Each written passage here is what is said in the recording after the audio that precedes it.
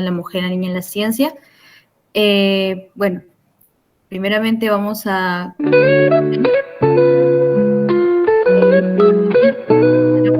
la sesión 3 de estrellas, galaxias y cielo profundo en femenino. Bueno, antes de comenzar, recomendaciones para la charla. Solo prender el micrófono en caso de preguntas, en el concurso de la reunión, levantar la mano para preguntar o por el chat y disfrutar la charla, que es lo más importante. También justamente Ariana les va a estar enviando un mensajito por el chat donde van a registrar su asistencia. Ahí van a poder visualizarlo. Ella va a estar enviando a lo largo de la reunión justamente este formulario de asistencia. Ahora, en el caso, yo soy la moderadora. Mi nombre es Michelle Alcobalcada, soy estudiante de Ingeniería Aeroespacial y también investigadora de información, tanto líder y enfocada en el caso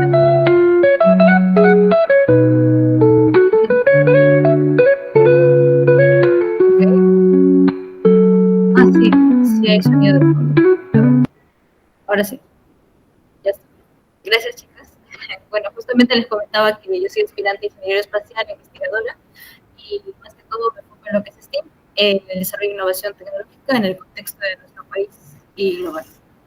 Ahora tenemos a nuestro ponente, que es Danitza García Castillo, que es integrante del equipo docente del programa de talentos Beta PUCB, estudiante de psicopedagogía y diplomada en ciencias aplicadas y diseño de juegos educativos, impulsora de innovación pedagógica para el aprendizaje. Y justamente vamos a dar inicio ahora sí a lo que es nuestro programa de astronomía. Bienvenida, Danitza García, puedes dar inicio a tu ponencia. Hola, muy buenas tardes a todas. Primero, Michu, quería confirmar contigo cuánto tiempo dispongo para la presentación, para así yo no extenderme. Sí, es 1 hora aproximadamente. Ok, súper. Ya, yo soy súper buena para algo, Mariana, así que por eso pregunto, porque si no seguramente me voy a poner a hablar de otras cosas. Así que voy a igual ponerme aquí el temporizador para no desviarme del tema. Bien, como Michu me presenta, mi nombre es Danitza García, yo trabajo como docente, ¿verdad?, en ciencias y matemáticas en varios programas que son de índole no formal. Trabajo en lo que es escuelas libres y lo que es estos programas de profundización de contenidos, lo cual de cierta forma me fue involucrando poco a poco en la astronomía como una necesidad más de mis estudiantes que de mí propiamente tal. Y fue interesante ver cómo esta disciplina va encapsulando muchas otras disciplinas, que es lo que finalmente me atrajo de la astronomía y es lo que me tiene hoy aquí. Así que, nuevamente, como siempre, darle gracias a las chicas por la invitación. Y comentarles que el día de hoy vamos a hacer una especie de narrativa en la cual vamos a hablar de esta conformación del espacio, vamos a hablar de cómo hemos construido el conocimiento del espacio, pero en la voz de las mujeres que han permitido ese conocimiento. Si yo no voy a profundizar en contenidos específicos de cada una de las investigaciones por cosas obvias, quien desee recibir información específica, porque obviamente son enlaces que son de pago, ¿cierto? Puede escribirme y yo le puedo enviar de forma particular, ¿verdad?, algunas de las investigaciones o algunos de los libros de estas mujeres de las cuales vamos a hablar el día de hoy, ¿ya? Así que quiero dejar eso en claro para que después no me digan como que no profundice en algún tema, porque en realidad sería imposible hacerlo, ¿sí? Bien, me gustaría partir comentándoles que cuando nosotros hablamos, ¿verdad?, de astronomía en general, ¿sí?, o cuando queremos formar una narrativa de la conformación del universo, siempre vamos a partir de la idea del Big Bang. Y es súper importante entender que cuando hablamos de esto, que cuando hablamos de esta idea, ¿verdad?, lo primero que tenemos que entender, más que una explosión, es entenderlo como un fenómeno de expansión. Y este fenómeno de expansión tiene algo que es sumamente clave, a mi parecer, ¿verdad?, que es el cómo se va conformando la materia, porque nosotros estamos acostumbrados a hablar de galaxias, estamos acostumbrados a hablar de sistemas planetarios, de planetas, de lunas, ¿verdad?, pero todo aquello que nosotros conocemos hoy en día se debe haber formado en algún momento. El problema es cómo se formó. El problema es llegar a dilucidar el qué ocurrió para que se formasen. Y es tremendamente importante señalarlo, porque si ustedes se fijan, hay varias etapas, y estas etapas, algunas ocurren en fracciones de segundo muy pequeñas y otras transcurren en el paso de muchísimos años. Por tanto, para comenzar a hablar de un átomo como tal, van a transcurrir millones de años. Y es tremendamente importante tener en claro ese punto. ¿Por qué? Porque cuando nosotros hablamos de la construcción de la materia, este gráfico me hubiera encantado tenerlo al revés, pero vamos a construirlo, ¿verdad?, como de izquierda a derecha, o sea, perdón, de derecha a izquierda. Cuando nosotros hablamos de la conformación de la materia, es importante entender que la materia, y siempre la hemos estudiado pensando en que lo más pequeño es el átomo, cuando en realidad el átomo es la estructura química más pequeña, pero el átomo a su vez, desde lo físico-químico, y hay una frontera como bien delgadita, ¿verdad?, está construida por protones, neutrones, y estos a su vez están constituidos por partículas mucho más pequeñas que son los quarks. ¿Por qué es importante conocer esto? Porque yo, para entender cómo se formó el primer átomo, tengo que entender cuándo ocurrió esto, cuándo se formaron los quarks, cuándo comenzaron a formarse los protones, cuándo comenzaron a formarse los neutrones, para así dilucidar la formación de átomos y moléculas. ¿Por qué? Porque sin ellas no pueden haber rocas, no puede haber gas, no puede haber polvo estelar, que es lo que finalmente conforma el espacio. Entonces, en palabras muy, muy simples, cuando yo voy a dividir las etapas del universo primigenio, van a haber varios detalles súper técnicos que no voy a profundizar en ellos. Pero a grandes rasgos, lo primero que va a ocurrir es un fenómeno expansivo abrupto, un fenómeno expansivo con una gran temperatura, ¿sí? Miles y miles y miles de ceros, ¿verdad? Yo siempre digo como muchos ceros después del 1, ¿verdad? Un calor muy, muy grande, ¿cierto? Y un fenómeno de compresión, ¿sí? Es decir, a la vez que se va esto extendiendo, en algún momento, ¿cierto? En algún momento va a tener que esa temperatura comenzar a bajar y va a tener que empezar a comprimirse. De otra forma, este fenómeno expansivo no va a permitir que nunca se junten las cosas.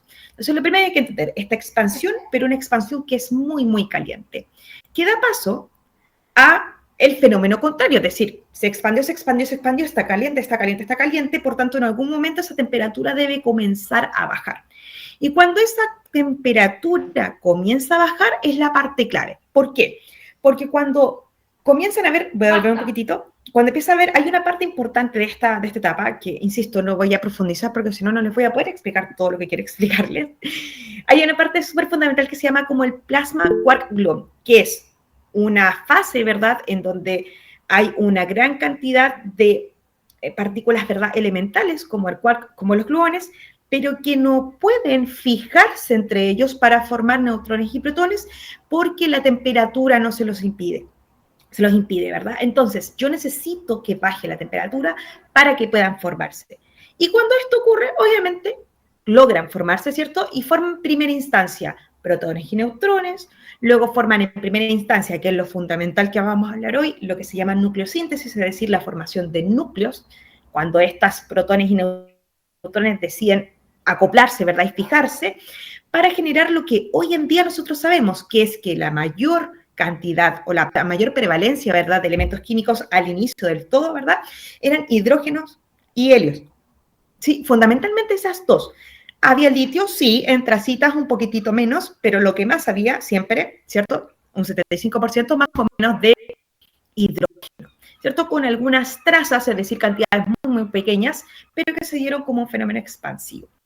Ahora, fíjense que esto ocurrió, esta nucleosíntesis, es decir, formación de núcleos, no formación de átomos, ocurrió más o menos, perdón, está súper incómodo, entre los 10 a 20 primeros minutos de la creación del universo. Cuando hablamos de átomos propiamente tal, fíjense el salto temporal hacia más o menos los 380.000 años posterior al inicio de este fenómeno llamado Big Bang. Ahí ya hablamos de átomos. ¿Por qué? Porque para que se conforme el átomo, el núcleo debe capturar electrones, y esos electrones deben comenzar a rondar ese núcleo, a ese átomo. Y al estar neutro, podemos ver químico propiamente tal. Ahora, interesante considerar lo siguiente, fíjense que no es solamente que se enfríe y que se formen los átomos, sino que también se produce algo relacionado con el desacople de los fotones. Para que un fotón se forme, para que la luz se forme, este electrón en algún momento va a decidir cambiar de órbita. Y al cambiar de órbita, es decir, va a estar en una más lejana o más cercana y va a cambiar de posición, pueden producirse diferentes fenómenos. Y uno de ellos es la emisión de luz, es decir, emitir partículas denominadas fotones que pueden trasladarse por el espacio. es en este momento, fíjese, 380.000 años después del inicio de este fenómeno expansivo, ¿cierto?, en donde se produce esta migración de la luz, este inicio del viaje de la luz. Y eso es lo que conocemos hoy en día como el fondo cósmico de microondas, ¿sí? Es decir, esta onda que viene viajando durante años y años y años y que es producto de ese fotón que se liberó cuando los átomos pudieron formarse y que comenzaron a viajar por el cosmos. Ahora, posterior a eso, es decir, se libera, ¿verdad? Esta luz comienza a viajar y se denomina, irónicamente, ¿verdad?, esta etapa como de edad oscura. ¿Por qué? Porque esta luz que estaba encapsulada ya no está apretada, ¿verdad?, sino que está viajando, ¿cierto? Y al estar viajando, el gas que se genera, ¿cierto?, o las primeras moléculas que se generan, que forman gases, ¿verdad?, no tienen esa luminosidad. Entonces se habla de un gas neutro, ¿cierto?, y más bien oscuro. Y se forman las primeras moléculas. Ahora, ¿por qué es importante saberlo? Porque esas primeras moléculas son las que permiten, a posterior, ¿verdad?, la formación de cosas tan importantes como el agua, como el gas, como el cósmico, que es el que permite que se generen estas grandes piezas, ¿verdad?, este gran rompecabezas denominado cosmos. Ahora, entendiendo esa primera parte, ¿verdad?, entendiendo esa primera mirada, entonces, venimos de un neutrón, venimos de una formación de un centro, ¿verdad?, de un núcleo más o menos inestable, ¿cierto?, que en algún momento va a estabilizarse, ¿cierto?, va a haber un acoplamiento de electrones. Entonces, lo primero que tendríamos que dilucidar es cómo se forma esto. Bien, entonces, personas que han contribuido a entender esto. Fíjense que tenemos varios ejemplos latinoamericanos que yo quise encapsular aquí. Ahora, me encantaría poder mencionarlos a todos, pero es imposible. Pero una de las personas que hizo un gran aporte en esta parte tan fundamental que lo de la nucleosíntesis es justamente Silvia Torres. Silvia Torres fue la primera que calculó con bastante precisión cuánto helio se formó, ¿sí? Y el saber cuánto helio se formó es primordial para saber cómo confluyó ese helio y cómo interactuó ese helio para formar moléculas más complejas. Cuando ella determina esta cantidad de helio es cuando nosotros decimos, ok, hacemos una relación hidrógeno-helio, ¿verdad? Y podemos comenzar a investigar más en profundidad. Ella investigó principalmente lugares llamados nebulosas, ¿cierto?, que son donde se forman planetas, estrellas fundamentalmente, ¿cierto? Y que en este gas que estaba ahí, ella se dio cuenta de cuál era el porcentaje más o menos de hidrógeno y de helio. Y su publicación fue tremendamente importante para entender justamente este periodo que se llama nucleosíntesis primordial. Ahora, les hablaba del fondo de microondas, ¿verdad? Esta emisión, ¿verdad?, cósmica que se da cuando se desacopla por fin, ¿verdad?, esos fotones del núcleo y pueden salir a viajar. Esta imagen fue una de las primeras que tuvimos y en realidad es súper difícil interpretarla, ¿cierto? Pero lo que tenemos que entender es que este fotón cuando sale genera una onda que es muy ancha, a diferencia de las ondas ultravioletas, por ejemplo, o los rayos gamma, que son muy delgaditos. Las ondas de microondas son tremendamente anchas, varios y varios decenas de metros o miles de metros. Entonces, mientras más gordita va, entonces tiene poca energía y va viajando a lo largo de los años. Ahora, ¿quién nos puede entregar o quién ha trabajado mucho en esta área? Es justamente la argentina Cora Dworkin. Ella es física y doctora en física de la Universidad de Chicago y ella utilizó el efecto que tiene el lente gravitacional para poder estudiar el fondo cósmico. Ahora, interesante que ella toma este fondo cósmico no solamente como una onda, sino que para hacer un mapeo de lo que no entendemos de esa información. ¿Para qué? Para asociarlo a cómo se distribuye la materia oscura. Ahora, no en macroescalas, sino que en microescalas. Es decir, ella toma esta ondita, va diciendo, ok, mira cómo va interactuando y va definiendo como una suerte, ¿verdad?, insisto, de mapeo, ¿verdad?, en qué partes yo podría predecir que hay materia oscura, aunque sea en escalas pequeñas. Así que es un trabajo tremendamente importante. Otro ejemplo justamente de esto es lo que realiza Joanna Dunkley. Ella está reconocida, ¿verdad?, como la experta o la líder, ¿verdad?, en lo que tiene que ver con fondo cósmico de ondas. Y ella lo que hace es analizar esta información para refinar el modelo. Es decir, ya sabemos, ¿cierto?, pero nos permite saber cuál es la implicancia a nivel cosmológico. Es decir, ok, ¿para qué me sirve esto? ¿Para qué me sirve entender el fondo cósmico? ¿Para qué me sirve entender cómo se ha trasladado esta onda? ¿Por dónde ha viajado? ¿Cuántos años se ha movido? Ese es el trabajo que está realizando Joanna Kendall. Lo que hace ella es algo tremendamente valioso, que es determinar con exactitud esa edad del universo, porque yo determino, ¿verdad?, cuánto tiempo ha estado viajando esta onda.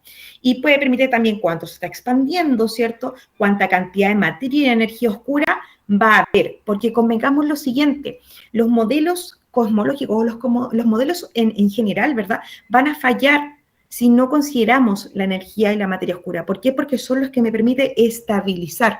La física hoy en día me dice, oye, ¿sabes qué? Mira, si ocurre esto, va a colapsar. ¿Qué es lo que hace que no colapse? Esto. Por tanto, entender cómo se mueve esta onda y entender cómo está asociada a la energía y la materia oscura es una investigación que es reciente y que se está realizando hoy en día por una mujer. Entonces, cosas importantes a tener en consideración, que tiene que ver justamente con este tema que les comentaba. Nosotros sabemos que esta primera expansión, ¿verdad?, generó una cantidad absurda, ¿verdad?, de hidrógeno, una cantidad no menor de helio, ¿cierto?, que la descubrió Silvia, ¿verdad?, y que todo lo demás pareciera ser una mezcla entre procesos estelares, ¿cierto?, de disrupción, ¿verdad?, de materia estelar, es decir, cuando colapsan estrellas, y el colapso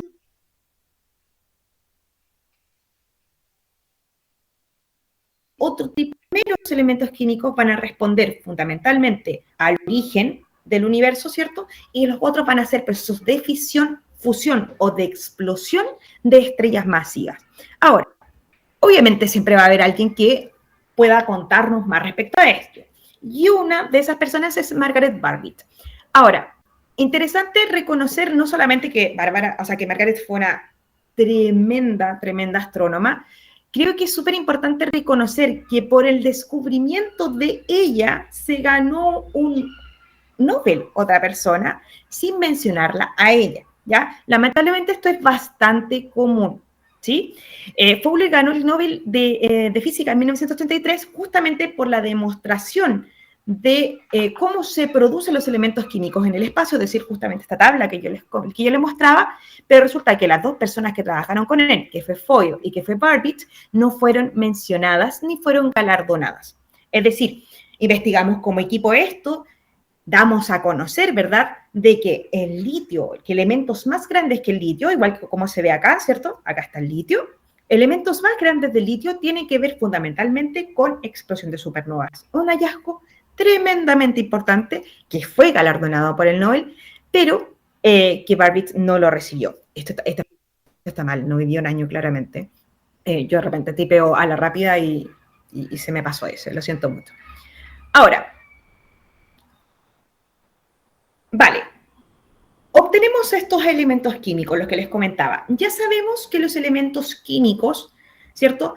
La mayoría de ellos, sobre todo los grandes, gracias justamente al trabajo de Barbitt, sabemos que se producen por explosiones de estrella. Pero entonces conceptualicemos que es una estrella y que son las explosiones de estrellas, si no, no tiene sentido. Y lo primero es entender esto. Yo creo que a todo el mundo le han explicado, o si no se lo han explicado, yo lo explico generalmente a mis estudiantes. La estrella es una gran bomba atómica, ¿ya? Es un reactor gigante que está funcionando constantemente. De hecho, quien ha podido observar al Sol de día se va a dar cuenta de que se ven erupciones, ¿verdad? Se ven constantemente estas flamas, ¿verdad? Como zonas de explosión, ¿cierto? ¿Por qué? Porque en el fondo es una gran máquina de fusión nuclear. Es decir, estoy constantemente tomando un hidrógeno, presionándolos para generar nuevos elementos químicos.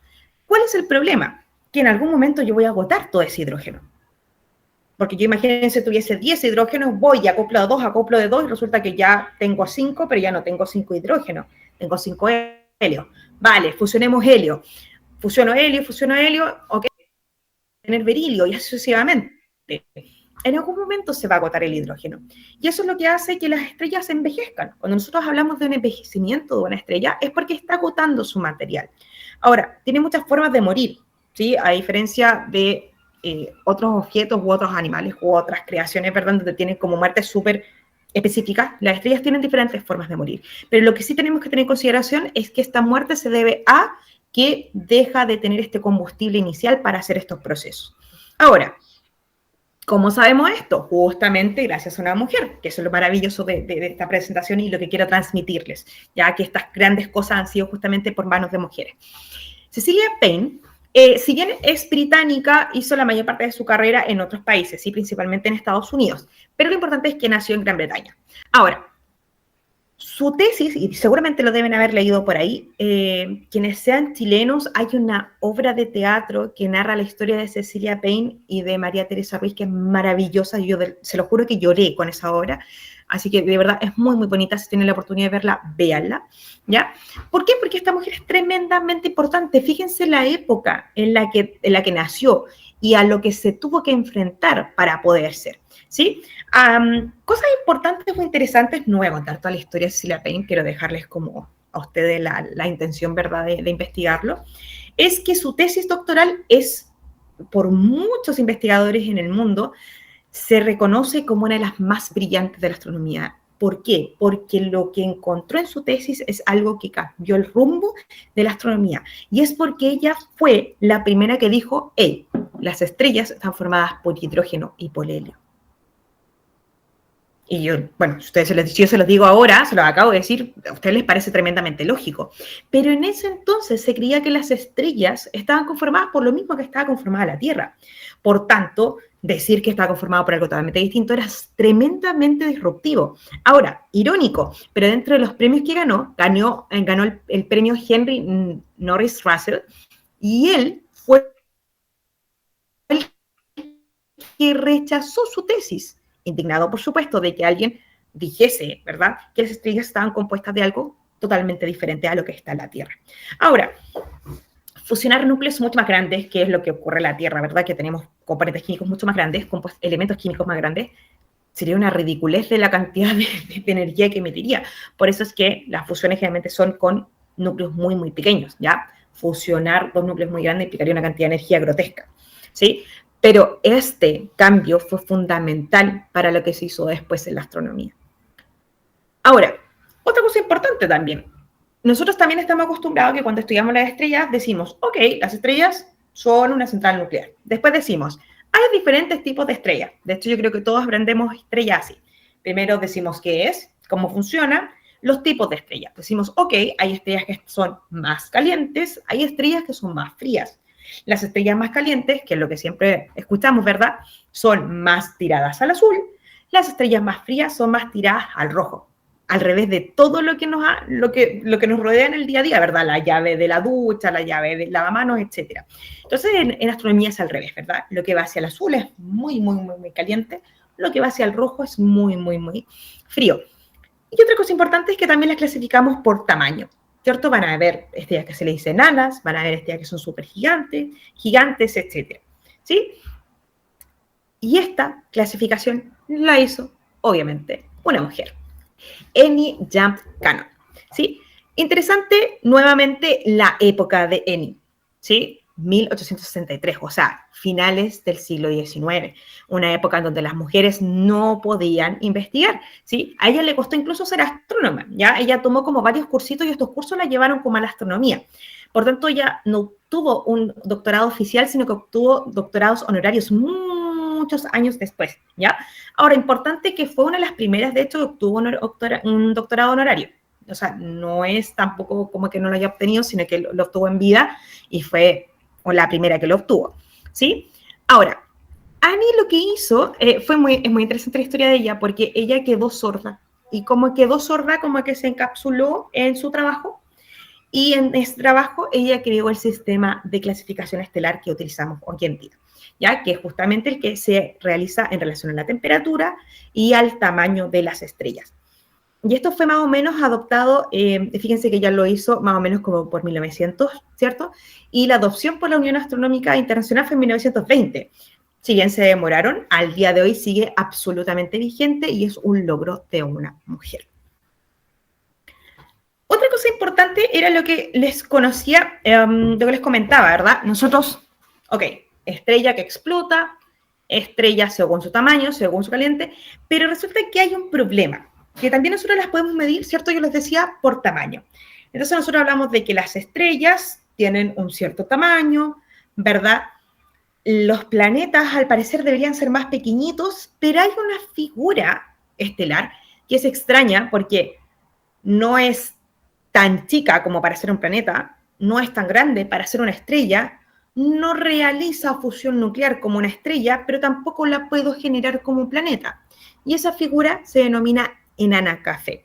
Y para nosotros los chilenos tenemos el honor de que la primera enana café fue detectada por María Teresa Ruiz, una astrónoma brillante, sigue vigente hoy en día, trabaja principalmente en la investigación justamente de estrellas enanas.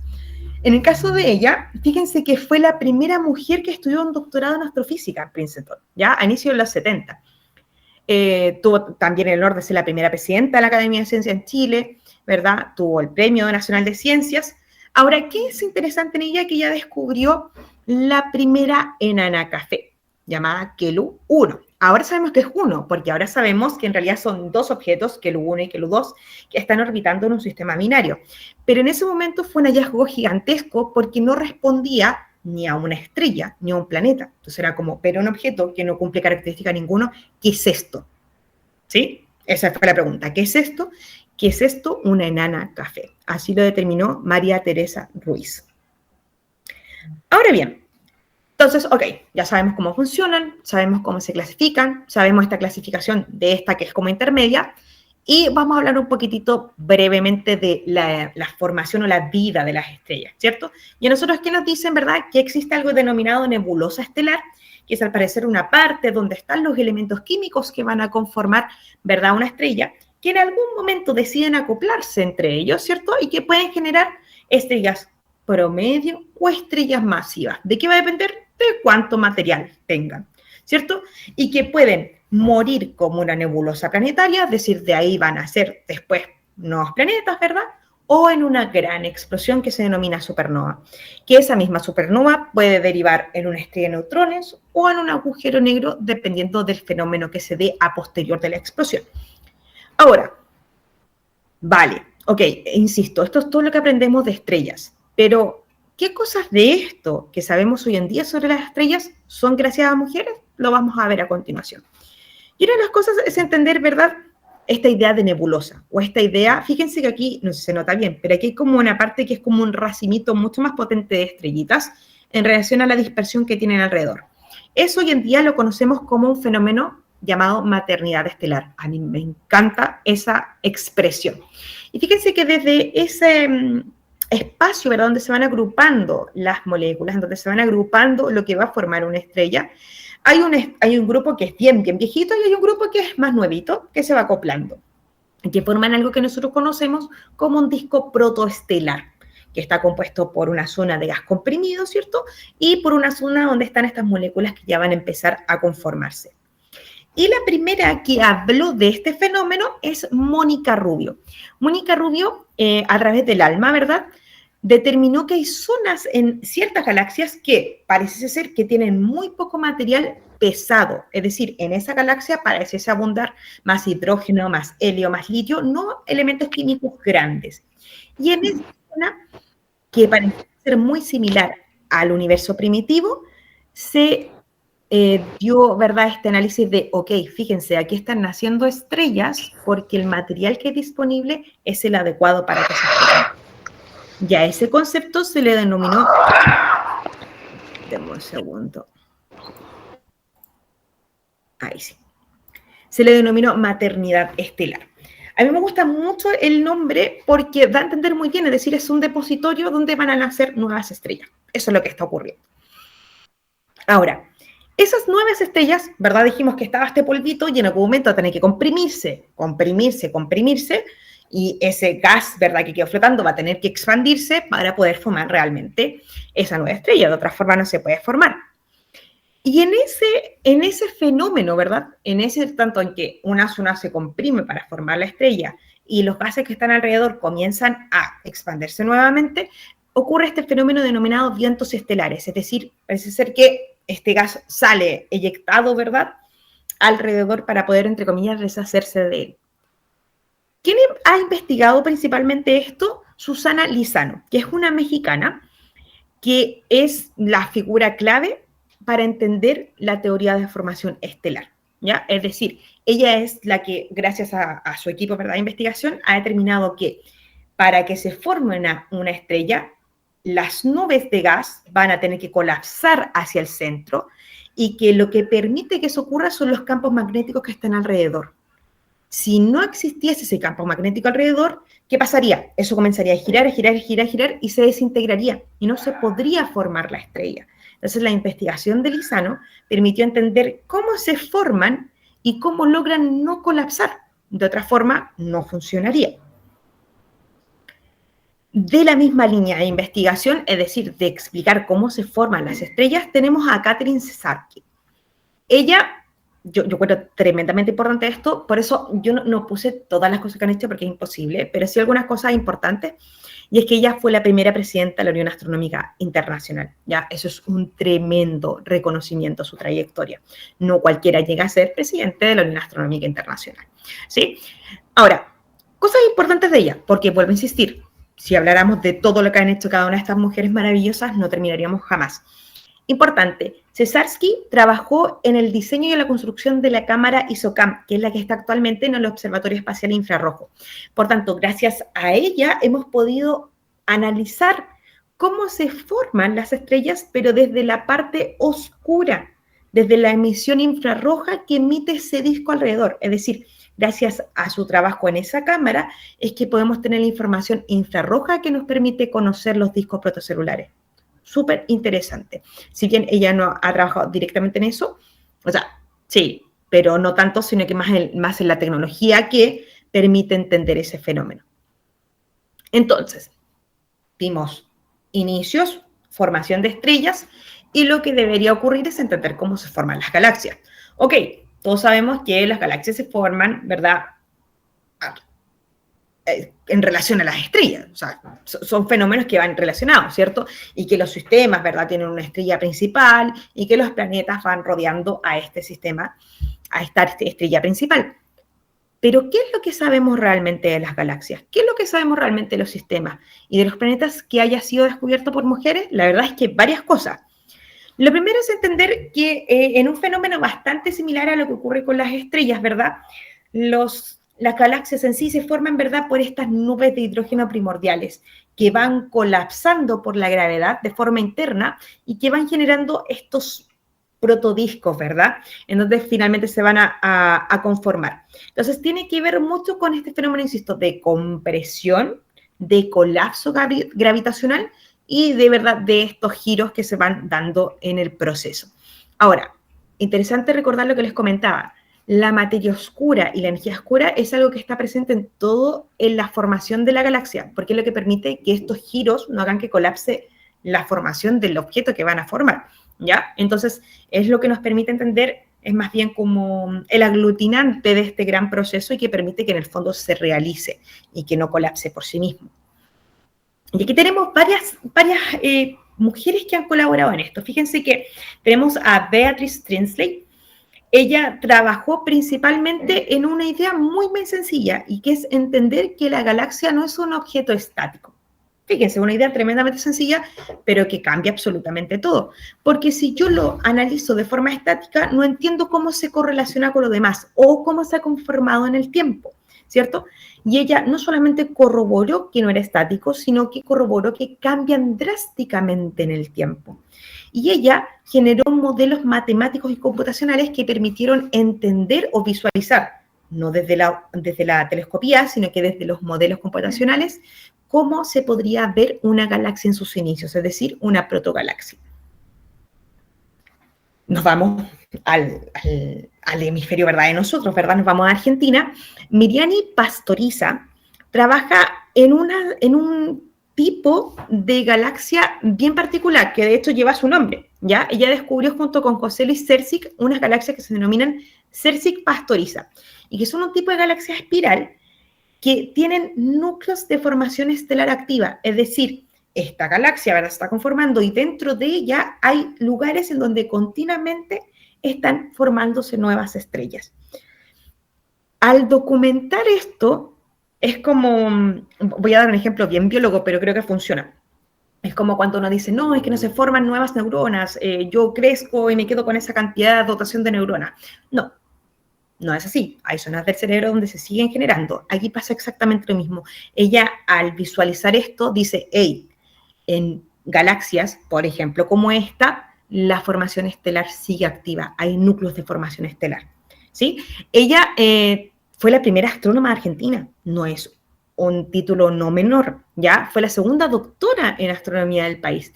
Fíjense lo potente que es el trabajo de esta mujer para Argentina y quizás no muchos la conocemos. Nos vamos entonces un poquitito más allá, nos vamos a Brasil. Thaisa Storchi, en este momento, desde el 2018, no sé si habrá cambiado el cargo, pero desde el 2018 al menos lo ostenta, es presidenta de la Comisión de Agujeros Negros Supermasivos de la Unión Astronómica Internacional. Así un tremendo cargo, ¿ya? De hecho, ella es como la autoridad en agujeros supermasivos. Y es que ella fue la primera que mostró, ¿ya?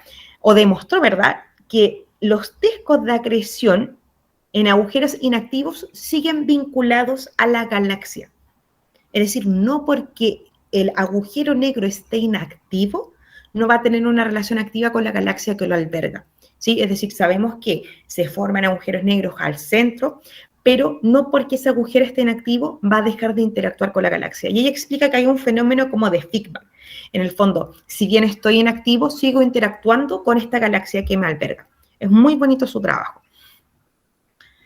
De la misma línea, ¿verdad? Tenemos a Laura Pérez, que es una astrónoma súper joven, ¿ya? Y que justamente está trabajando en algo bien específico, pero yo lo encuentro bastante interesante, que es que ella trabaja en algo que se denomina trampas de polvo. Es decir, como el polvo, fíjense que el polvo lo vamos a considerar como si fuese arena, ¿ya? Es decir, son micro piedritas que están flotando en el espacio, ¿cierto? Y que para que se forme un planeta, obviamente que tiene que estar este polvo presente. Pero ¿cómo se fija? Bueno, se fija a través de las trampas de polvo. Y esa es la investigación que está haciendo Laura Pérez. Entonces, ella descubrió cómo se va o está, ¿verdad?, desarrollando un modelo que permitiría explicar cómo se agrupa ese polvo para que se formen nuevas estrellas y nuevos planetas. Fíjese, insisto, es súper joven para el tremendo hallazgo que acaba de sacar, ¿cierto? De la misma línea, investigadoras tremendamente jóvenes, tenemos a Paula Pinilla. Ella es colombiana y ella está desarrollando modelos teóricos que permiten explicar justamente cómo el polvo crece para formar los discos protoplanetarios. Porque la teoría básica es, vale, hay polvo, se junta, crea el planeta, ok, pero ¿cómo? Eso es lo que están intentando dilucidar estas investigadoras. ¿Cómo se produce ese fenómeno?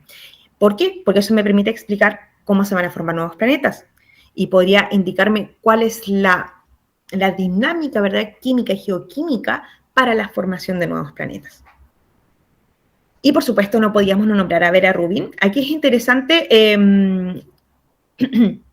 distinguir que si bien Vera Rubin trabajó fundamentalmente con materia oscura, su estudio no fue con la materia oscura propiamente tal. Ella estaba investigando la rotación de galaxias.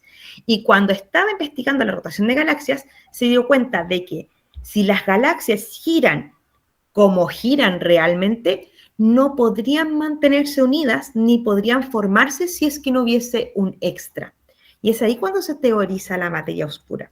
Es decir, físicamente era imposible que las galaxias se formaran, creciesen y se mantuviesen unidas como estaban descritas hasta ese momento. Entonces dijo, ok, vale, tiene que haber otra cosa que las esté sosteniendo. Vera Rubin se considera la madre de la materia oscura justamente por este planteamiento que es visualmente bastante sencillo, pero que a la vez es tremendamente complejo, porque como bien sabemos es algo que hasta el día de hoy no podemos investigar de frente, pero sí desde las aristas exteriores. De la misma línea, de hecho, fueron como más o menos coetáneas con Vera Rubin, en algún momento tocaron. Sandra Faber trabajó fundamentalmente en lo que tiene que ver con observatorios, ¿ya? De hecho, por ejemplo, ella fue la encargada del observatorio que está en Hawái.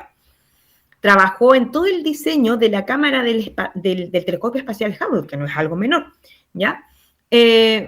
Y yo creo que una de las cosas más interesantes es que Faber fue uno de los 7 científicos que identificaron el gran atractor, que es un espacio, creo que es un poco complejo explicarlo como con un concepto directo, pero piensen en que hay como una suerte de objeto celeste, ¿verdad?, que funciona como un gran imán y que la atracción que ejerce es tan grande, fíjense que logra atraer a otros objetos hasta 100 millones de años luz de él. Por tanto, este objeto que le denominamos gran atractor contradice todo el modelo expansionista, porque ¿cómo va a haber un objeto que tenga tanta fuerza como para tirar hacia mí un objeto en vez de hacia el exterior? ¿Ya? Algo que es bastante controversial. No es algo menor, porque por una parte decimos, vale, el universo está expandiendo, y por otra parte estamos diciendo, sí, pero no igual en todas partes, y no de forma igual en todas partes, porque hay objetos como este que modifican ese fenómeno. Algo muy interesante, sin lugar a duda. Pero también interesante entender que ella enunció algo que se denomina materia oscura fría. ¿Y qué es lo que permite? Explicar cómo van evolucionando las galaxias y cómo van cambiando en el lapso del tiempo. De la misma línea, ¿verdad? Tenemos a Anela Sargent. Ella trabajó con ondas milimétricas y submilimétricas, es decir, ondas muy, muy cortitas, de un ancho muy, muy delgadito, para observar cómo funcionan estos discos planetarios, es decir, de dónde nacen los planetas, pero alrededor de estrellas jóvenes. Y al hacerlo, confirmó que efectivamente, por más joven que sea una estrella, la estrella es capaz de generar los elementos químicos que permiten generar un planeta. ¿Ya? Antes se creía que era solamente el residuo de una gran explosión, pero recordemos que existen vientos estelares y que esos vientos estelares van empujando la materia hacia otros lugares. Entonces, en estrellas jóvenes o en sistemas con estrellas jóvenes, de igual forma pueden formarse discos protoplanetarios, que es lo que descubrió Sargent. Entonces, ok, vamos haciendo este fenómeno, ¿verdad? Empezamos con inicio del Big Bang, vimos la conformación, ¿verdad?, de las estrellas, planetas, galaxias, y ahora vamos a ver, bueno, ok, nosotros siempre estudiamos el universo desde casa, ¿cierto? Estudiamos el sistema solar, pero obviamente hay cosas que son más allá de nuestra casa, y eso nosotros le denominamos exoplanetas. Y los exoplanetas que en realidad tenemos una clasificación bien, yo siempre digo como, no burda, pero quizá un poco infantil, es como, se parece a la Tierra, es más grande que la Tierra, es más pequeño que la Tierra, ¿cierto? Es casi igual a la Tierra, es más grande que Neptuno, más pequeño que Neptuno, etc. Entonces tenemos como planetas supertierras, mini tierras, terrestres propiamente tal, Júpiter caliente, Júpiter frío, etcétera, etcétera, etcétera. O sea, vamos diciendo, vale, se parece a este en tamaño, se parece a este en características. A mí siempre me llama la atención porque en astronomía en realidad no somos muy buenos ni en los nombres, ni en estas clasificaciones, ¿verdad? Pero ayuda a entender qué es lo que estamos analizando, ¿verdad? A mí me encanta el trabajo que hace la Bárbara Ayala. La Bárbara Ayala fue discípula como directa de la María Teresa Ruiz. O sea, trabajaron juntas mucho tiempo y ahora siguen en comunicación. Y ella trabajó justamente con estrellas pequeñas, ¿ya? Trabajó con enanas rojas de tipo M.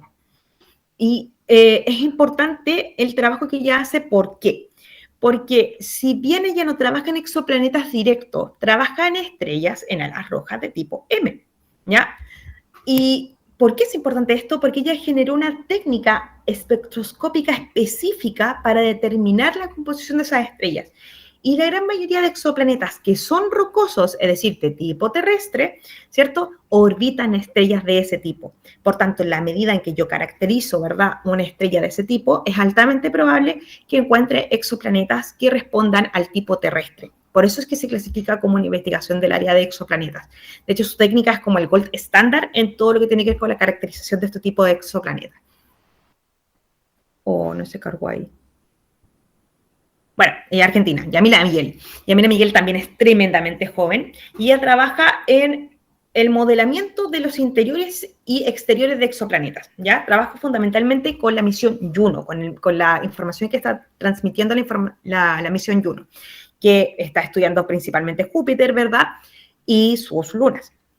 Que obviamente su trabajo se ha centrado principalmente en planetas tipo supertierra o gigantes gaseosos, similares a Júpiter, ¿ya? Pero que es importante que su trabajo ha sido el modelamiento, es el cómo vamos a reconocer interiores y exteriores de exoplanetas. Sarah Seeger es reconocida, ¿verdad?, a nivel internacional como la experta en atmósferas de exoplanetas, ¿ya? De hecho, cuando uno quiere investigar como atmósferas de exoplanetas, va a salir ella sin lugar a duda, porque es conocida como la fundadora de esa área de investigación que es súper específica, ¿ya?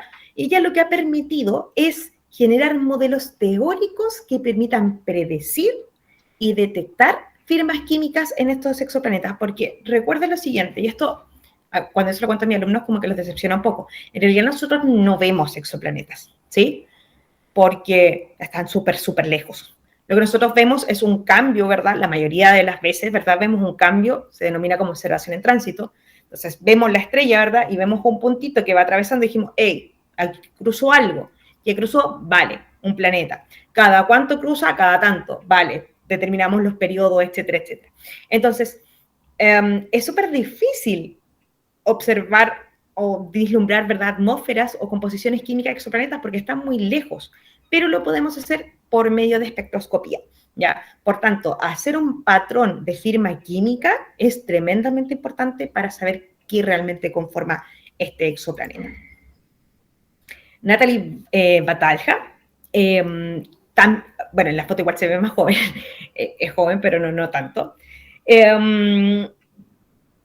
Hace un trabajo que es bien interesante porque ella trabaja o trabajó mucho tiempo, ¿verdad?, con la misión Kepler.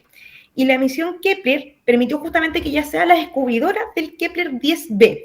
El Kepler es un sistema planetario, ¿verdad?, con varios exoplanetas, ¿cierto? Y ella descubrió Kepler 10b. ¿Por qué es importante? Porque fue el primer exoplaneta rocoso que se encontró. Y esto fue en el 2011, si lo pensamos es hace relativamente poco. ¿Ya? Por tanto, ella trabaja en la relación de zona habitable y planeta rocoso. Hay sistemas que, por más que están en la zona habitable, no son rocosos. Hay sistemas que son todos gaseosos o hay sistemas que son todos rocosos a pesar de estar en la zona no habitable. Entonces, es interesante esta como correlación que establece Natalie y, por supuesto, el hallazgo de Kepler 10b, que sin lugar a duda marca un hito, ¿verdad?, en el estudio de los exoplanetas. Debo ser súper honesta, no sé cómo se pronuncia esto, voy a intentar decirlo. Supongo que es Lisa Kaltenegger, supongo, es alemana, así que debe ser diferente a como lo dije, pero por ahí, ¿sí? Quien sepa alemán lo va a leer en su mente correctamente. ¿Qué es importante? Que esta investigadora, fíjense la cantidad de premios que ha tenido, y es importante porque ella trabaja principalmente para lo que tiene que ver con la parte de astrobiología. Exoplaneta está muy relacionado con astrobiología, ¿ya? Entonces ella lo que hace es detectar biofirmas. Su especialización es biofirmas que permitan predecir vida, sobre todo en exoplanetas de tipo rocoso. Entonces está directamente relacionado con el trabajo de la investigadora anterior. Ella en este momento está generando una base de biopigmentos de diferentes microorganismos terrestres para saber más o menos qué es lo que podríamos encontrar al exterior. Al hacer esta base, yo sé lo que estoy buscando, ¿ya? Y trabaja principalmente en exoplanetas que orbitan estrellas que están muriendo y que están en el borde de zonas habitables. Esa es su área de investigación propiamente tal.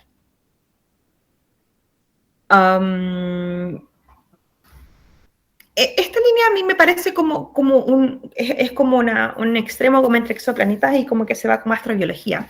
Paula Joffre es una investigadora, si ustedes se fijan, tremendamente joven. Yo quedé así como choqueada de lo joven que es, la verdad.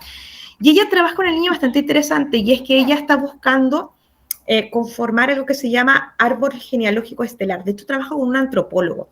Lo que está haciendo es analizar los espectros de las estrellas, es decir, la composición química, ¿verdad?, que tienen a lo largo de su historia, y con eso conformar una suerte de árbol genealógico en la vida láctea.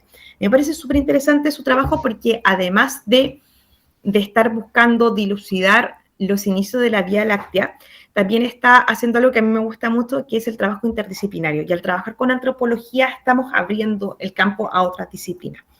Me parece como una investigación bien fronteriza, pero que otorga información tremendamente relevante. Ok, dentro de esta misma línea de astroquímica y astrobiología, tenemos a Adriana Ocampo. Ella es, digámoslo así, como la reina de los asteroides, ¿sí? Ella estudia principalmente la dinámica de los asteroides y los cambios biológicos. De hecho, ella fue la que encontró, o la que determinó, que el cráter de, aquí otra vez nuevamente, no sé cómo se pronuncia, Chicxulub, puede ser, que es el que está en Yucatán, fue el centro del impacto que provocó la extinción de los dinosaurios. ¿Ya? Ella es geóloga, ella se especializó en geología planetaria, ¿verdad? En geología espacial, y de hecho estaba trabajando con la sonda Juno, con el proyecto New Horizons, fue una de las que analizó el asteroide Venus, ¿cierto? Y que ha permitido ir dilucidando qué es y qué información traen estos asteroides, ¿cierto? Y cuál es el cambio que generan en su ambiente, ¿ya? A mí me encanta en realidad lo que hace ella. Ya que ya no pasamos a astrobiología como tal, ¿verdad? Tenemos a Antígona Segura. Ella trabaja con algo tremendamente específico, pero que es fundamental, que es el cómo se fijan, fíjense, esto lo hizo en su tesis de doctorado, en cómo se fija el nitrógeno a través de los relámpagos. Es decir, cómo los relámpagos y la acción volcánica permite generar una fijación del nitrógeno en el suelo. Eso es fundamental para cualquier proceso biológico, ¿ya? Por tanto, si bien esto es tremendamente químico, esto es química prebiótica todo el rato, el reconocer cómo se fija el nitrógeno me va a permitir entender los patrones de si puede o no haber vida, porque los compuestos nitrogenados son un marcador de vida súper importante, ¿ya? Y ella lo está haciendo principalmente como haciendo este símil del Marte primitivo, ¿verdad? Pero también trabaja con bioseñales en planetas que podrían ser habitables, ¿verdad? Planetas rocosos alrededor de estrellas tipo M, como lo que hace la Bárbara Ayala, ¿ya? Ella trabaja de frente en astrobiología, es parte del Instituto de Astrobiología de la NASA y tiene un libro justamente sobre astrobiología, ¿ya? Que es el que les anoté ahí.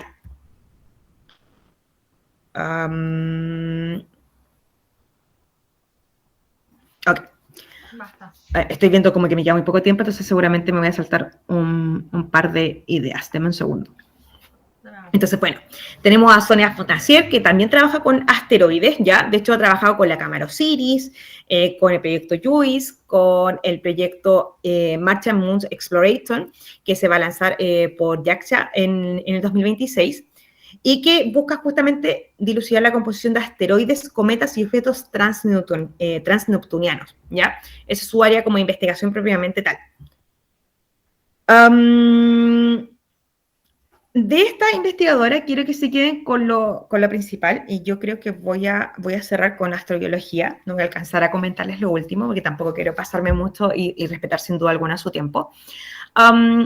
Edwin van Dijk, yo creo que es súper icónica porque fue la primera presidenta de la Unión Astronómica Internacional, ¿ya? O sea, no fue la primera, pero fue hace poco designada como presidenta, lo cual es un logro bastante importante, sobre todo en una sociedad moderna, ¿ya? Obviamente la primera de todas, sin lugar a dudas, fue súper importante, pero aquí estamos hablando de que siguen vigentes y muy vigentes en el ámbito astronómico internacional, mujeres que hoy en día están haciendo investigaciones súper potentes, ¿ya?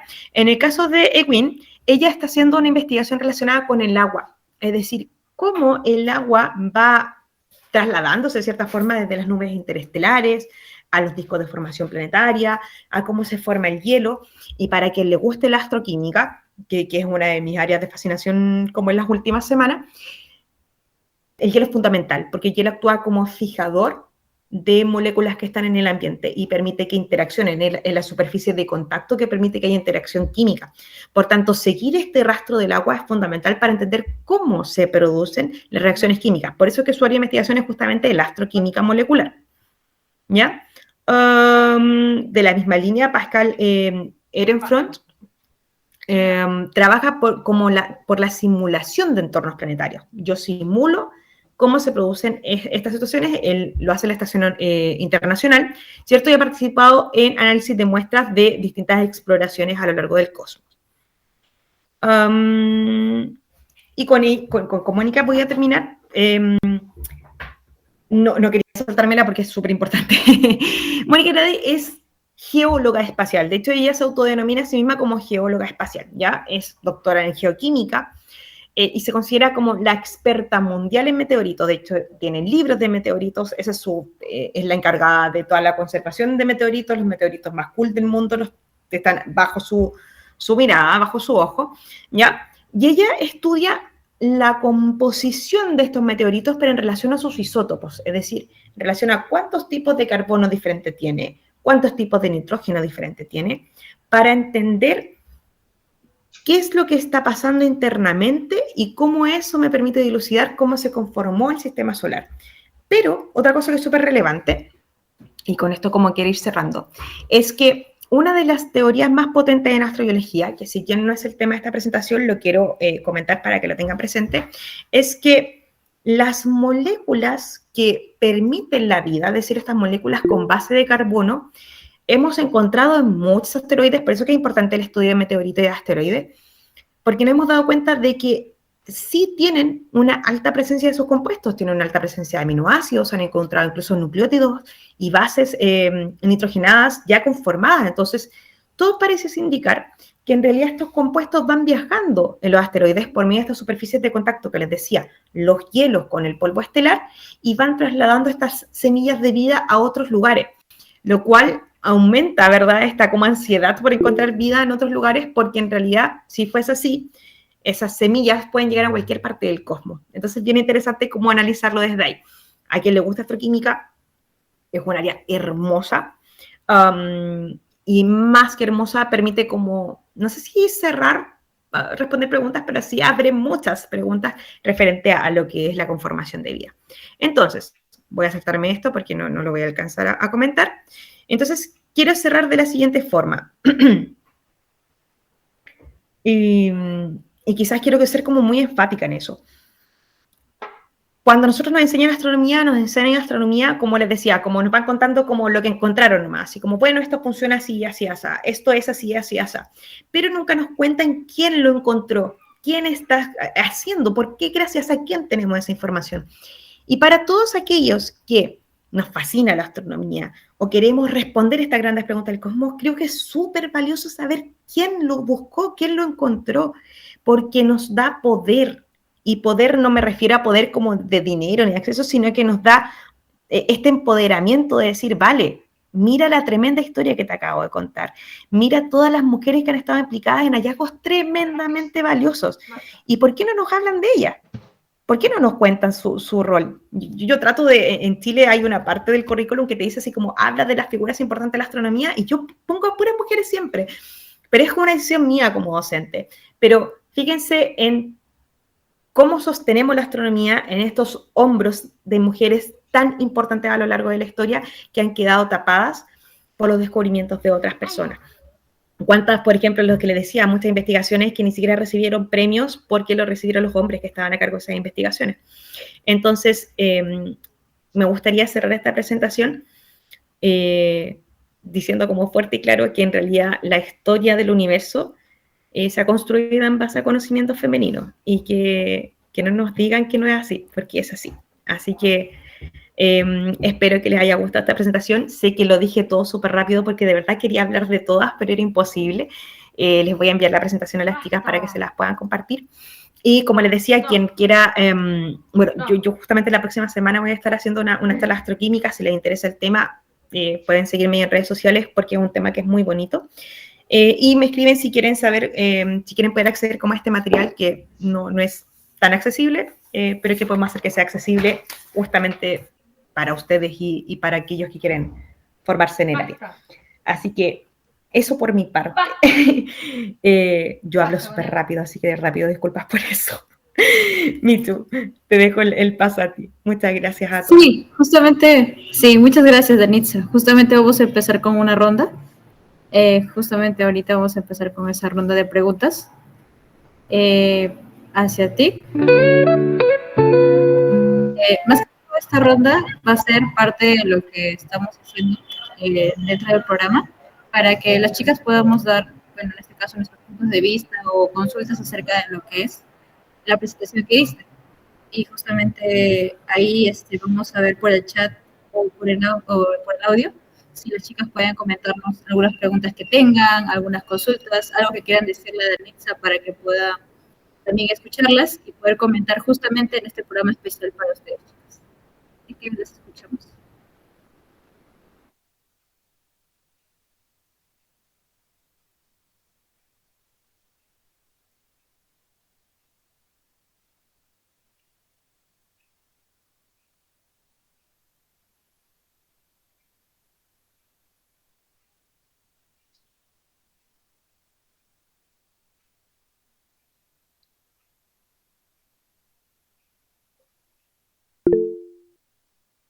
Danitza justo está levantando la mano Jennifer y hay una preguntita también por el chat. Hola, ¿me ¿A escuchas? Jennifer primero?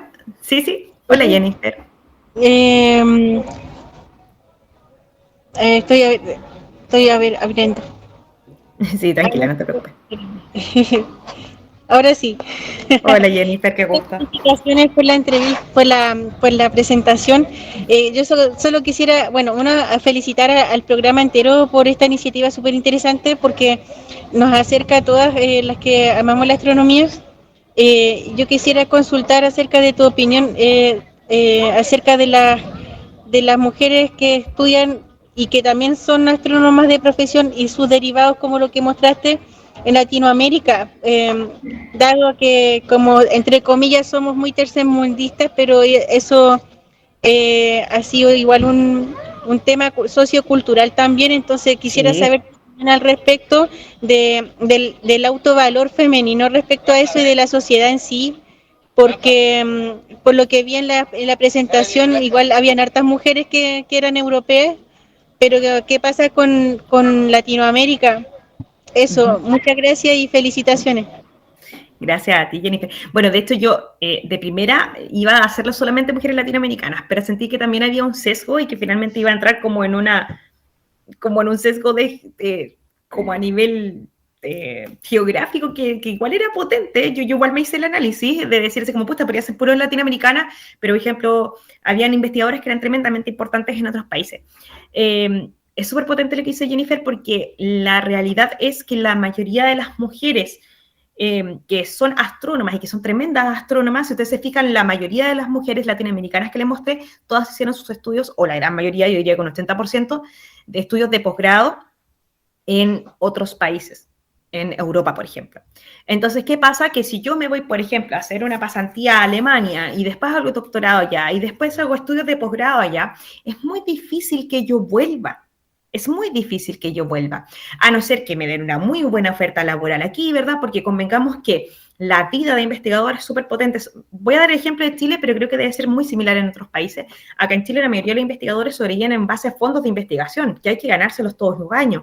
Por tanto, si a mí se me acaba el fondo, ya no quedo con recursos para seguir investigando. Entonces, es súper difícil, estando en una buena posición en una universidad extranjera, volver. Y eso hace que se pierda ese sentido, porque yo llego con una formación, por ejemplo, chilena, a otra universidad, con toda la mirada, ¿verdad?, territorial propia de Latinoamérica, ¿cierto?, propia de mi país, a otro país, y resulta que después no vuelvo, no traigo ese conocimiento de vuelta. Súper potente la actividad en ese sentido de los divulgadores, es decir, cómo le respondo a mi país, a mi formación, a mi identidad, cuando yo ya tengo estos estudios en otro país, ¿sí? Creo que esa fase es tremendamente potente. Y otra cosa que yo creo que es súper potente es que tenemos súper buenos programas en Chile, Latinoamérica en general, los programas, por ejemplo, de la Universidad de Sao Paulo, de las universidades, por ejemplo, de la Universidad Nacional de La Plata, o acá en Chile, de universidades que están posicionadas, ¿verdad? No sé, al lado del alma y que tienen como investigación ahí mismo. ¿Por qué decidimos ir a estudiar a otro país cuando los mejores observatorios están acá? Le hago también esa pregunta como de vuelta. O sea, tengo los mejores observatorios acá en Chile y me voy a estudiar a Alemania donde no hay ningún observatorio. O si hay uno, no tienen absolutamente, pero nada que envidiarle a los tremendos observatorios que tenemos acá en Chile. Entonces, ¿por qué hacemos eso? Yo creo que justamente, como comenta Jennifer, responde justamente a un tema sociocultural que es súper potente y es que siempre creemos que lo mejor está afuera. Y en realidad tenemos tremendas exponentes, en mi caso nacionales, ¿verdad? Como a nivel latinoamericano y que están haciendo investigaciones tremendamente potentes. Ahora mi pregunta es, hacia ustedes que estuvieron en la ponencia, ¿las conocían? ¿Conocían alguna de las chicas que yo, aparte de las que son como populares, conocían alguna de ellas? Entonces, hay un proceso de invisibilización que es súper potente y que no tenemos dónde parcharlo. Porque yo como profesora digo, vale, yo puedo meterlo de a poquitito en ciertas cosas e ir hablando de ellas, pero la realidad es que los currículos están tan sobresaturados que ¿en dónde metemos eso que es tan importante? No tengo cómo. Entonces, o lo aprenden por fuera o no lo van a aprender jamás. Entonces, para una persona, para una mujer que se quiere formar en ciencias, el no tener en la mira a mujeres tremendamente exitosas como las hay y muchas, hace que yo me aleje de la ciencia. Entonces, al final es como, si yo me gusta las ciencias, tengo que buscar por todos los medios de buscar a mis referentes porque están ahí. Solamente que nuestra formación como sociedad no nos permite acceder a ellas. Yo creo que hay un problema como a nivel basal educativo que es mucho más potente que cualquier otra cosa que podamos hacer. ¿Sí? Voy a responder una pregunta que estaba en el chat que hizo Tania. ¿Qué libro recomiendas? Más que libro, yo les recomendaría a chiquillas, y por eso les decía que me escriban si los quieren leer, lean las tesis. Por ejemplo, la tesis de la Cecilia Payne es así como un tesorito que alguien tiene que leer. Más allá de que comprendan al 100% o no, ahora hay herramientas, por ejemplo, de inteligencia artificial que permite, por ejemplo, que yo meta un montón de papers y después pueda hacer un análisis colectivo, por ejemplo, de los hallazgos femeninos, hacer comparaciones, incluso como entre papers. Creo que es súper importante comenzar a leer las cosas que han hecho esas mujeres. Ahora, también pueden leer sus libros, porque obviamente es una mirada que también es súper enriquecedora. Hay muchas de las mujeres que les presenté que son también divulgadoras. Entonces, vean sus conferencias, lean sus libros, enriquezcanse de la experiencia directa de ellas. ¿Ya? Porque cuando uno lee, por ejemplo, no, es que leí como la biografía que hizo Juanito Pérez de ella, no es lo mismo. No es lo mismo. Entonces creo que ahí es súper importante. Por eso les comentaba, para los que son de Chile, la obra de teatro Kielu es maravillosa y habla justo de la Cecilia Payne con la María Teresa Ruiz. Dudo que esté grabada en algún lugar porque es nueva, yo la vi el año pasado. Eso, espérate, voy a la pregunta de Brendy. Dice, ¿qué tema del cielo profundo recomendarías para alguien que está empezando?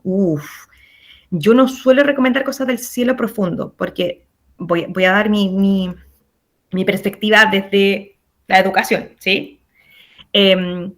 Yo creo que es súper interesante hacer este análisis. Lo dejo abierto, es una perspectiva súper personal, pero a mí me gusta analizar el cielo desde lo que yo puedo ver y luego la profundidad. Es decir, entiendo primero lo que veo. Siempre le hago este análisis a los chicos, como díganme qué viene en el cielo. Ya, vale, vamos a aprender qué es lo que vemos primero, cómo se ha estudiado a lo largo de la historia, sin telescopio. Después le añado la telescopía, le añado primero la telescopía óptica, es decir, objetos que están a la luz visible, y luego le añado los que están más allá. Entonces, lo que puede servir para aquellos que quieren meterse como en cielo profundo, háganlo, o suele ser más ordenado analizarlo según el espectro electromagnético. Entonces puede decir, ok, ¿qué objetos puedo ver con ondas, por ejemplo, infrarrojas o bajo el infrarrojo, que me otorga cierta información? ¿Qué objetos, que generalmente son los altamente energéticos, puedo ver sobre la ultravioleta? Entonces, por ejemplo, sobre la ultravioleta, que son los rayos X, los ultravioleta propiamente tal, vemos, por ejemplo, estrellas de neutrones, agujeros negros, ciertas partes de los agujeros negros, ciertas partes de los pulsares, ¿cierto? Que tiene que ver con lo que emiten, ¿sí? Y que lo voy a recibir en cierto, y ahí otro quiebre que es importante, lo que les decía. Yo en el cielo puedo ver solo lo que me permite la luz visible, es decir, lo que yo veo a mis ojos simples, lo que veo, por ejemplo, con un telescopio óptico, con espejos, con lentes. Cuando empiezo a ver cielo profundo, yo en realidad no estoy viendo nada. Ya todos esos datos son computacionales. Entonces, por eso yo, en lo particular, privilegio que aprendamos primero al ojo libre, luz visible, y después exploremos el resto. Porque todo lo que creemos ver, ¿verdad? Las estrellas de neutrones, vuelvo a indicarlo, los pulsares, los agujeros negros, en realidad son simulaciones computacionales de cómo debería verse, pero en realidad no las vemos ni tenemos la capacidad visual para verlas. Entonces es una comprensión que es muy teórica y por eso es que se hace más complejo. En cambio, cuando son objetos que podemos ver realmente, es mucho más cercano y mucho más tangible. No quiero pasarme de hora, así que voy a responder lo de Daniela. Y quizás con eso ya me tienen que cortar. Daniela, sí. Se llama panspermia blanda el proceso. Se lo voy a escribir porque es un nombre medio raro. Panspermia blanda, ¿ya? O panspermia molecular. ¿Qué es lo que dice la panspermia blanda o molecular? Dice que, al parecer, la vida o las piezas que van a conformar la vida, es decir, estas moléculas fundamentales, al parecer viajan por medio de asteroides y por medio de meteoritos. Ahora, es una teoría, pero hasta lo que sabemos hoy en día y los análisis que se han hecho en diferentes asteroides y en diferentes meteoritos, es decir, muestras que se han tomado de asteroides circulando, parece ser que todo indica que va por allá, ¿ya? De hecho, hay una teoría muy interesante que es la del Giant Impact, es decir, que la prototierra, ¿ya? Chocó con otra prototierra que se llamaba Theia, y que cuando chocaron, se transfirieron ciertos elementos químicos de esta prototierra a la Tierra, se conformó la Tierra y quedó de residuo la Luna. Y se dice que gracias a eso es que la Tierra tiene vida, a ese intercambio de moléculas, que si no hubiese ocurrido, a lo mejor no habría vida. Ahora, bueno, insistir, son teorías, pero es súper interesante, ¿ya? Es súper interesante estudiarlas. ¿Por qué? Porque de repente no le hacen sentido y uno dice, oye, sí, puede ser, y después sale una investigación que te bota todo, ¿ya?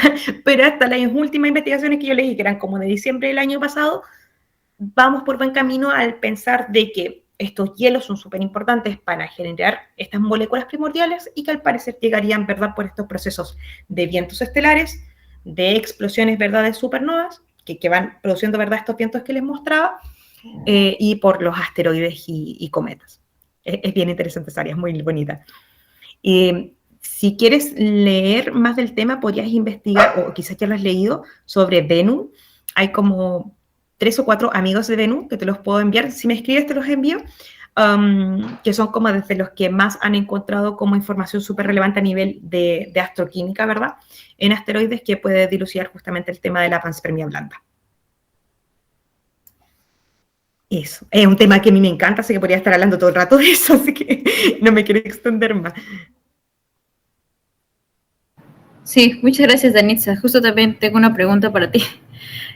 Justo hablando en general con las consultas que están haciendo las chicas, yo tengo una consulta. Justamente estabas comentando una parte muy importante, ¿no? De que, por ejemplo, muchas veces nosotros, bueno, las personas buscamos oportunidades en otros países y vamos a estudiar a otros países, pero muchas veces no vuelven las personas que van a otros países. Y más que todo, bueno, mi visión es de, por ejemplo, estudiar en el extranjero, pero siempre volver a mi país y hacer un aporte importante acá, porque creo que es importante impulsar tanto la industria de tu propio país, como también los conocimientos que adquieres con el tiempo, con este proceso, ¿no? Porque en general las tecnologías siempre son diferentes, o también los conocimientos pueden ir cambiando. Con el tiempo podemos ir, digamos, adquiriendo nuevas habilidades, en divulgación, en conocimiento en general, y creo que para las mujeres más aún es muy importante y se valora demasiado esta parte, ¿no? Y sí, justamente, por ejemplo, en el caso de astronomía, sé que en Chile tenemos un observatorio muy grande y de muy buen nivel, eso sí. Igualmente también en otros países de acá de Latinoamérica. Bueno, en mi caso yo soy de Perú y siento que acá, por ejemplo, hace falta un poco más de reforzar, pero he visto que estos años se han ido viendo iniciativas muy buenas y que están impulsando mucho el sector espacial. Entonces, por ese motivo, creo que poco a poco estamos acercándonos a ser un país que va impulsando poco a poco la parte de espacio, astronomía, ciencia, tecnología en general. Se está yendo de una manera muy buena, se está llevando mucho mejor, digamos, esta forma de la que las mujeres sean visibilizadas, ¿no? Porque usualmente no es así, ¿no? Pero veo que se está reforzando mucho ello. Igualmente también las oportunidades, más que todo, tenemos que ir mejorando y todo ello, ¿no? En torno a lo que es el campo de las ciencias, de la ingeniería, en general, todo ello aporta demasiado a nuestro país, a los países también de Latinoamérica. Así que quería ver tu punto de vista acerca de este tema también. Muchas gracias, Mitu. Oye, qué interesante el tema, porque es algo que hemos conversado mucho rato. Yo, como les comentaba, trabajo en el sistema no formal. ¿Por qué recalco nuevamente esto? Porque tengo la oportunidad de hacer cosas que a lo mejor en el sistema regular no se harían, ¿ya?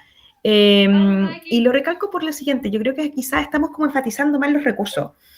Es una mirada súper disruptiva lo que voy a decir, ¿ya? Vuelvo a insistir, es mi mirada particular, puede que a alguna le haga sentido y a otra que lo encuentre fatal, ¿ya? Pero yo encuentro que el acceso a las tecnologías, si bien ha permitido el acceso a más información, ¿cierto? O a estos fenómenos que a mí me encanta hacer clase a otros países porque me entero de cosas que son fenomenales, pero ha generado una brecha tan grande que ya antes se daba, obvio, ¿ya? Pero ahora es mucho más potente. Entonces, ¿qué pasa, por ejemplo? Todavía existen lugares donde no hay computador. Entonces digo, vale, no, una persona no puede saber de computación si es que no tiene un computador. Eso no es así, porque el pensamiento computacional que tiene que ver con la generación de algoritmos es un tipo de pensamiento lógico-matemático que yo puedo estructurar. No necesito un computador para tener pensamiento computacional, ¿sí? No necesito tener un telescopio para saber astronomía. Siempre doy este ejemplo, es muy burdo, pero funciona bastante bien. Galileo observó lunas en Júpiter con un telescopio que apenas tenía un 20 de aumento. 20. 20 es lo que yo hago zoom con mi celular. O sea, una ridiculez. Y logró ver cosas que nosotros a ojo limpio jamás las vamos a ver. Entonces, ¿qué es preferible? Que yo vaya y haga una única intervención en un poblado que no tienen acceso a ninguna tecnología, llevo un telescopio, les muestro el cielo con un telescopio súper genial y no lo vuelven a ver nunca más, o les enseño cómo confeccionar un telescopio galileano, por ejemplo, y que ellos puedan hacer investigación de forma autónoma. Y que después, por ejemplo, cada cierto tiempo yo voy y hago un seguimiento o me escriban por redes sociales. ¿Qué tiene más impacto en esa persona en el futuro? Entonces, cuando sacamos la ciencia del instrumento, es cuando entendemos que la ciencia es un fenómeno que es mucho más global y que tiene que ver con la interacción con el todo. No necesitamos un instrumento, no necesitamos el telescopio, no necesitamos el microscopio, no necesitamos lo que les decía, el computador, porque la ciencia es un fenómeno responsivo al ambiente, es observar, es oler, es analizar, es indagar, ¿cierto? Entonces, creo que ese pie que es tan crítico es fundamental para entender primero por qué se dan tan pocas vocaciones científicas, pero a la vez, por qué cuesta que se mantengan en el tiempo. Porque yo llego y digo, oh, me encantaría estudiar astronomía, me encanta el cielo, y después me doy cuenta que el astrónomo lo menos que hace es ver el cielo. El astrónomo está procesando datos. Es lo que más hacen, es análisis de datos. De hecho, generalmente trabajan en Big Data. Entonces tú dices así como, ¡puf! El primer contraste, ¿cierto? Resulta que la ingeniería es el resolver problemas, pero llegas al primer año de ingeniería y es puro cálculo. Y tú no eres muy buena en la matemática. Entonces dices, no soy buena para ingeniería, me salgo de la carrera. Entonces es cómo se va gestando esta visión científica desde mucho, mucho, mucho más atrás. Ya no solamente como desde el momento en que yo ejerzo. Y cuando llego y se me dan ciertas oportunidades, bueno, típico síndrome del impostor, ¿verdad? Veo que sí, que no, etcétera. El problema es el siguiente, y me pasó hace muy poco con una colega. Tengo una colega que fue a estudiar a Francia por un doctorado que se ganó por medio de una beca, por tanto el Estado invirtió, ¿verdad?, para que ella hiciera el doctorado. Y ella llegó y me dijo algo súper sencillo y que a mí me impactó mucho, y por eso quiero transmitírselos y quizás como ir cerrando con esto. Me decía, yo lo mínimo que puedo hacer para el país que pagó mi doctorado es retribuirle con lo que yo aprendí. Y claro, me parecía lógico porque yo decía, bueno, ellos efectivamente tienen que retribuir haciendo horas de docencia, haciendo investigación acá en Chile. Y eso es como parte del pago, ¿verdad?, que se hace. Pero ella lo que hace es otro tipo de cosas, ¿verdad? Ella hace divulgación. Entonces ella dice, bueno, lo que yo aprendí, entonces yo quiero que llegue a todos. Ella, por ejemplo, está trabajando en una línea muy particular que es como el omega 3 en función del desarrollo cerebral en relación a las madres y a sus bebés recién nacidos. Y eso tiene un tremendo potencial, o sea, decir, pues, ¿sabes qué? Si tú consumes omega 3 vas a cuidar la salud mental de tu hijo en el embarazo, es como, es algo muy potente. Y ella se está dedicando a hacer esa transmisión de ese conocimiento por medio de redes sociales. A mí me parece súper valioso. Entonces, ¿cuántas de las personas que estudian en el extranjero realmente vuelven con la idea de decir, vale, lo que yo aprendí es importante y quiero que otros lo sepan? ¿Y cómo voy a hacer que llegue esa información a otro? Entonces, creo que es como una seguidilla de cosas que ocurren. Yo creo que hay problemas en todas las fases, no en alguna más crítica que otra. Creo que son todas tremendamente críticas. Pero yo creo que la diferencia la hace justamente lo que tú dices, el que yo decida hacer esto. Así como, vale, yo voy a hacer esto, pero tengo la convicción, ¿verdad?, ética, ¿cierto?, de que cuando yo vuelva voy a volver. Y no necesariamente volver físicamente. Por ejemplo, la Teresa Paneque, que es una divulgadora chilena que ha sido condecorada incluso a nivel mundial, Ella no vive en Chile, pero viene cada rato a Chile. Y cuando viene, viene a hacer charlas de divulgación. Que no es lo que ocurre con todas las personas que estudian en el extranjero, que vienen y no hacen ni siquiera una charla, como que vienen, visitas, chao, me voy. Entonces, es una decisión. Yo creo que una decisión personal, pero que tiene un alto impacto, tiene un alto impacto. Entonces, yo creo que a lo que tenemos que abogar es a cómo logramos que haya el mayor impacto en la población a la que queremos llegar. Y en este caso, por ejemplo, las poblaciones de niñas y adolescentes. Cómo logramos que ellas sepan que estamos aquí para ellas, que sepan que las vamos a ayudar, que sepan que pueden ser quien quieran ser, que los sesgos culturales que hay son esos sesgos culturales, pero que no limitan en absoluto su poder de decisión.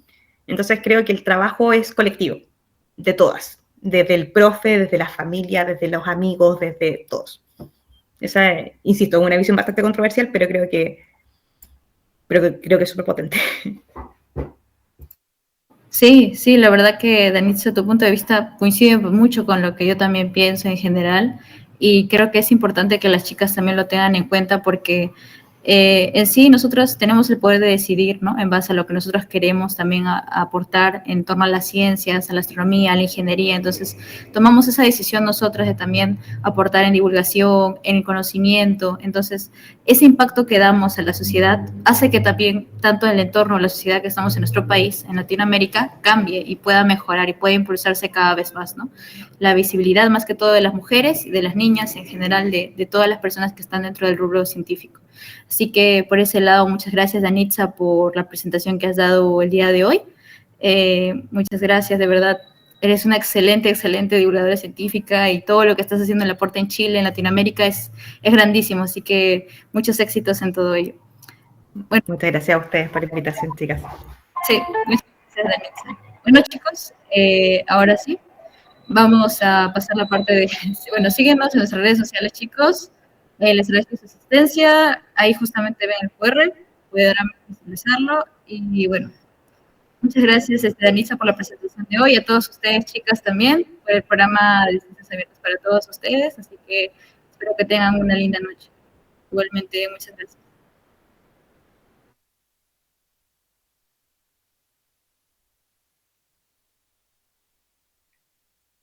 Listo, mami.